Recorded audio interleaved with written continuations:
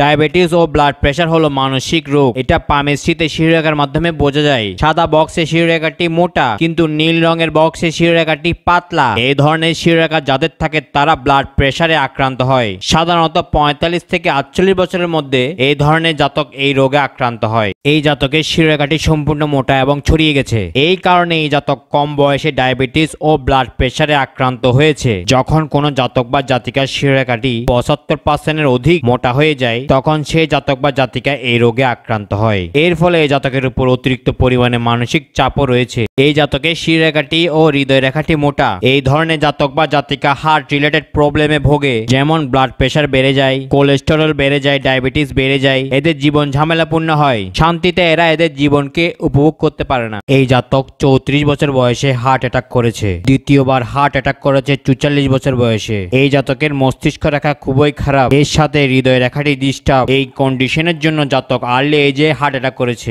এই জাতকের heart line ভালো। জাতকের শিরোরেখায় সাদা বক্স করা অংশগুলো ভালো, কিন্তু কালো বক্স করা অংশটি খারাপ। এই শিরোরেখায় শুধু 5% খারাপ দেখা যাচ্ছে। এর ফলে জাতকের ব্লাড প্রেশারের সমস্যা নেই, ডায়াবেটিসের সমস্যা নেই, কোলেস্টেরলের সমস্যা নেই, হার্ট রিলেটেড কোনো ইস্যু নেই।